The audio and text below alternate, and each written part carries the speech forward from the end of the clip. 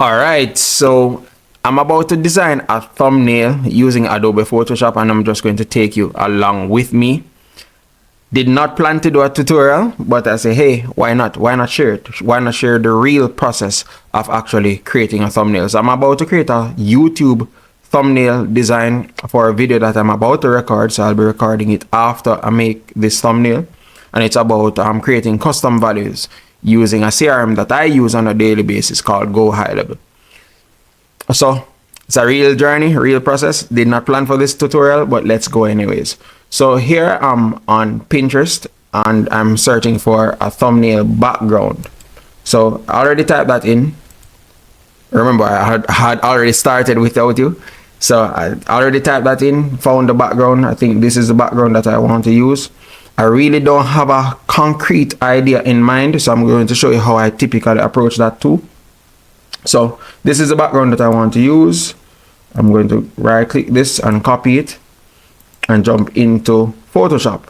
So I'm going to go up to File, New, and I do have the thumbnail dimension saved as a project, a preset for my projects, YouTube thumbnail, but the dimension is actually 1280 by 720. All right, so you could actually manually enter it here, 1280 by 720 pixels, and you'll get this. But I'll just click mine and then hit create.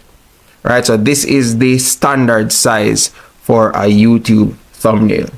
All right, so the image that I want to use is actually here. So I'm going to bring this in to Photoshop, and I already had gone ahead and removed the background. But if I really wanted to start from scratch, let's say this, I have a bunch of images that I can use. Drag this in just for the purposes of demonstrating. So let's say this was the image that I wanted to use. I think it is a slightly different image, but it can be used to demonstrate. All I would do is click this image and then go up to the magic wand and then go to select subject. Right, if you don't have Adobe Photoshop, you can actually follow along using Photopea. And inside Photopea, you would right click the image and select remove background. But inside Photoshop, we can select subject and just wait a few. And then it made a selection of the subject, which is me. So it's a smart feature of Photoshop. And then all I need to do is just apply a mask to that layer, and bam, the background is removed. So as you can see, here's a mask. But I don't want to use this photo, so I'm going to click this and delete it and use the original one, which is this. Right, I had done some editing to it and I already like how it looks. So I'm going to position my image here, and then I'm going to go up to edit. Remember, I had selected copy image inside Pinterest. Copy image, jump into Photoshop, select the layer that I want to paste the image above, which is the background layer, and I'm going to go to edit and paste. And just like that, I pasted in the background image that I want to use, and then I'm going to apply. So I have this image here. I'm going to add a hue and saturation just above it, a hue and saturation layer, because I don't want this to be green. I think I want it to be blue with yellow text. That's what I'm thinking right now. So hue, saturation, and a hue and saturation layer is created above it. And then I'm just going to drag this slider left and right until I get blue. And this is the blue that I want. Right? Looking good so far. All right. So the next thing that I want to do, I want to jump over into YouTube. Right, so I was originally looking at this guy's thumbnail, and I do like the look of it. But oftentimes what I do, I actually search for thumbnails inside YouTube that is related to what I'm about to create the video on, so, or the thumbnail on. So hit search, so Go High Level custom values. And I like to see what videos are doing well and how they go about doing the design. As you can see, look at this one right here. This one is actually using a similar thumbnail to mine, a background to mine. So I usually scroll, and if I see anything that jumps out, then I would try to mimic it, right? And not seeing anything, but I think I can come up with a concept that is okay enough, right? Think I'm going for something sort of similar to this. It's a very simple thumbnail, really. So, you know, that's what I'm going to do. I think I like the text, the yellows that this guy used. That's why I was on his page in the first place, because I do like the look of some of his stuff. So I'm going to mimic the text from here. So jump back into Photoshop. I think I need the logo for go high level. So go high level. Go high level logo. Didn't even spell it right. Go high level logo and images. All right, so this is the most common logo that is used. I'm going to copy this, copy image, jump back into Photoshop, and I'm going to paste it. So Control V to paste. And this won't work because this is a PNG image, so I would either have to save it to my computer, so save as PNG, choose a location. I'm going to just save it inside my downloads, save, and then go to the image, and then I'm going to just drag it into Photoshop. So that's something. If you try to copy an image from the internet directly into Photoshop that has no background, it is a PNG backgroundless image, the transparent areas will show up as black if you just copy and paste it in. So the workaround for that is to actually save the PNG image, as in download it or save it onto your computer, and then go to the folder on your computer and then bring that into Photoshop. So I have this inside this, it's black. Let me see how he approached incorporating the logo. So even though I'm an experienced designer, I still reference what other people are doing. So he had the text white, so white high level, black shirt, black background. So I think I may need to do something about this because the contrast is not that great. So I could put this like this, and maybe could just try and change this to white. So I'm about to do something slightly, slightly advanced. Yes, it's not advanced, depending on the level that you're at. So I'm going to just right click this. I'm going to right click this layer, or duplicate this layer, sorry. So Control J to duplicate it, or I could right click it and duplicate it. And for the top one, I'm going to go to blending options, add a color overlay, and make that color overlay white. So that way, essentially changing everything to white. Hit OK, hit OK. And then for this logo area, I do want the original colors of the original logo to show through. So we have two logos right now, the white one and the original one. So all I'm going to do, I'm going to use a mask.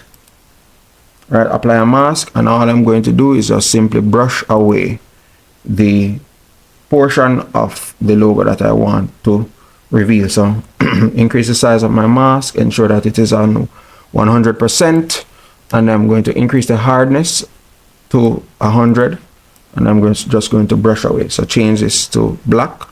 You could just press X. So X toggles it between white and black once you selected the mask area of a layer. So brush away, and voila, we have the logo looking the way that we want. So all we could do now is just simply merge them. So select this, hold shift and the keyboard, select this, right click, and then I'm going to merge layers. So I have this looking like this. Great. Right, so I have this like this. I think I may want to add the large high level logo in the background.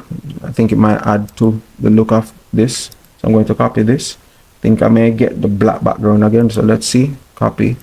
Go here. Paste. Bring it above. Okay, so the transparent areas showed up as black, but that's okay. I'm going to use the magic wand to remove it. So select this, select this, select this, bam. That's all with the settings on add. Delete, Control D, and then I'm going to put this maybe in the background. So here, could maybe tilt it.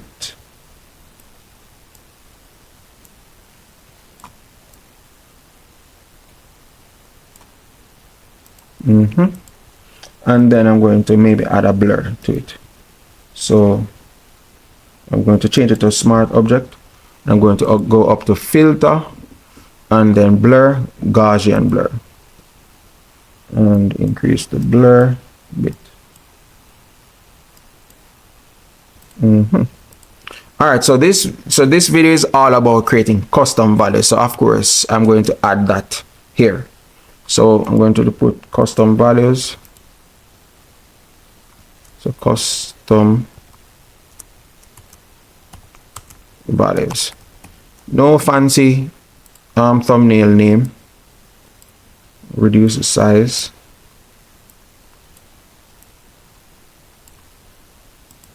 And I think, as I said, I want to work with yellow. So, you know, blue and yellow, they're contrasting colors. So I'm going to select this and add a color overlay. And I'm going to add a gradient color overlay. Select this and I'm going to change I'm going to use 2 shades of yellow. So see how that looks. So change this to yellow as well. Hit OK. I think I'm going to switch them around. Alright, I don't think I'm feeling this yellow. I'll switch them.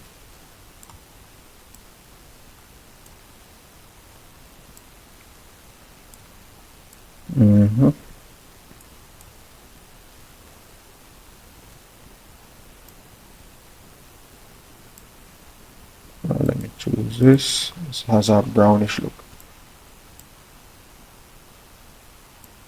Maybe orange. Alright. Hit OK. I'm going to angle it. Hit OK for now. Alright, so custom values is starting to look like a thumbnail.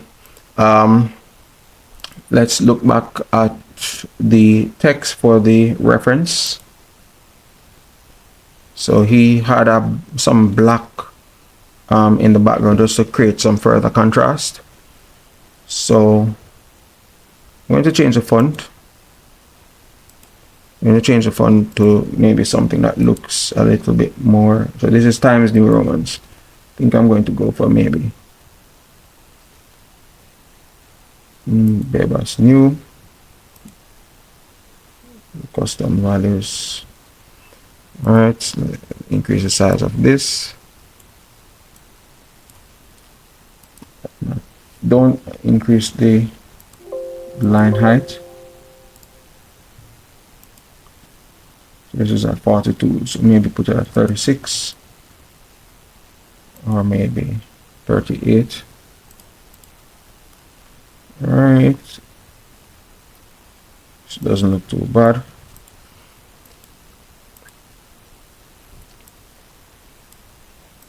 Alright, so add some black around this. So select this. I think I might just use a stroke. Let's see how that looks. So stroke, change it from the position of the stroke from inside to outside.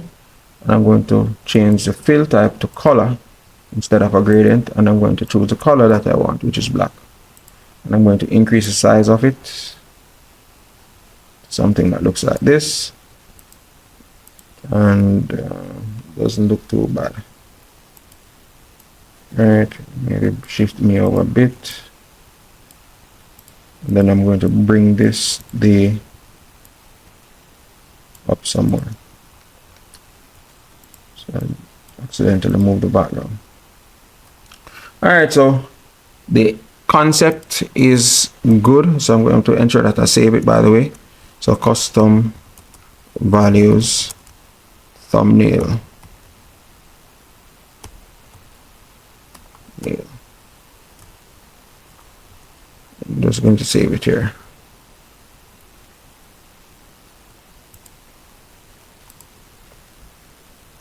Alright, so what else can be done to this? Sometimes I may add some light effect in the background. I could do that. Let me just take some inspiration just to not hold up to stay too long. So for example, something like this, a little glow effect going around in the background. It's a common thing that people do on their thumbnails if we want to mimic what's going on, like this right here. It does add a little vibe to it, and also adding a blur to the background too could add a nice effect. So this layer here, the background layer, I'm going to right click it, add smart object, and I'm going to make it slightly blurred to add some depth to my design. I think this is okay. And then just behind the subject, I'm going to add a new I call it a new layer. And I think I'm going to grab my brush, reduce the hardness of the brush, and I think I may brush some yellow around there too. So I'm increasing the size of the brush, maybe reduce the opacity, and change the color from this to a yellow, or even sample this yellow here. And then brush, it's not looking the way I want. Let me increase it. Okay, so maybe something like this. Yeah. All right, so ensure that this is even higher. I'll just reduce it slightly.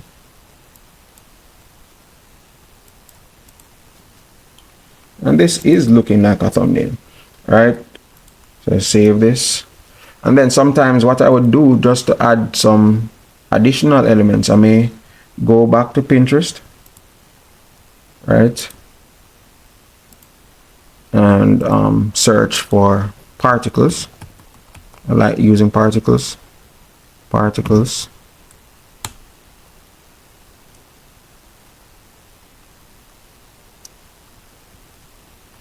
You know, some stuff like this. Let's try this and see. Copy this and go back to Photoshop, and then just above the background layer, well, just above the hue and saturation layer, Control V, paste, and maybe drag it out a bit, right? And then I'm going to change the blend mode from normal to something that allows more of the blacks to show through. Okay, I think lighten is it.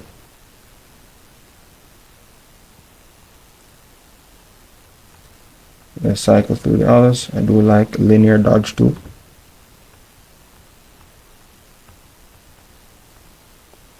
Difference, not too bad either. So difference, and then we see linear dodge. And then go back to difference, which is this. I think I like difference better. It maintains the the look of the yellows. So I'm going to add a mask to this. Go to my brush. I'm going to brush away some of this. It's at 100%. Let me reduce it some more. And so stuff like this adds a little bit of interest to your designs, right? And I could even explore adding a drop shadow to the level just to have it pop a little bit more. So drop shadow, and it's already in blue. I do like the blue. And the distance of the shadow, reduce this, increase the size, and then also increase the opacity, just to create some contrast. And I think my thumbnail is looking great, right? I could add some effects to the text to make it pop some more, but I'll leave it as is. There are times when I may even edit the image just to add a similar color toning to the background. So I'm going to show you that now. A slightly advanced trick, but who knows? Why not? So here I have the image that I used for the thumbnail. So I'm going to add what we call a gradient map, right? And already it's in blue and yellow. So the gradient map will allow us to choose the colors that we have in the dark portions of the image, which is the photo of me, the dark portions and the light portions, the highlights and the shadows, as we call it in photography, right? So this is really a photography trick, but it is also used among designers, right?